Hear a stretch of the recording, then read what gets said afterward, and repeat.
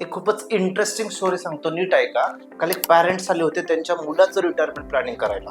आता मुलाचं वय वर्ष 20, फॅमिलीचं बॅकग्राऊंड पण खूप चांगलं. एकुलता एक मुलगा म्हणून मुलाच्या भविष्याची काळजी यांना. त्यांच्याकडे 2 पर्याय होते, एक तर रिअल इस्टेट की म्युच्युअल फंड. त्यांनी विचारलं की जर आपण 1 करोड मुलाच्या नावे म्युच्युअल फंडमध्ये टाकले तर मुलाला 40 वर्षानंतर किती अमाऊंट भेटेल. आत्ता आमच्या क्लायंटचं 20 ते 22% CAGR रिटर्न्स चालू आहेत, पण सडेवय रिटर्न्स 12% जरी पकडलं तरी 93 करोड बनतायत 40 वर्षानंतर, आणि 22% पकडलं तर 284 करोड बनतायत. आता आकडे ऐकूनच त्यांना शॉकिंग वाटलं, खरंच बनतं का एवढं. तुम्हाला त्यांना सगळं सिस्टमवरती कॅल्क्युलेशन्स करून दाखवावं लागलं आणि मग ते फायनली ॲग्री झाले 1 CR मुलासाठी म्युच्युअल फंडमध्ये इन्व्हेस्ट करायला. पण हेच जर त्यांनी रिअल इस्टेटमध्ये इन्व्हेस्ट केलं असतं तर 40 वर्षानंतर सुद्धा 1 करोडचे 25 ते 30 CR झालं असतं. प्रॉब्लेम हा आहे की आपण अजूनही ट्रॅडिशनल ॲसेट क्लासमध्ये अडकून पडलोय, म्हणजे गोल्ड FD मध्ये. पण जेव्हा तुम्हाला ऍक्च्युअल हे समजेल तेव्हा वेळ निघून गेलेली असेल.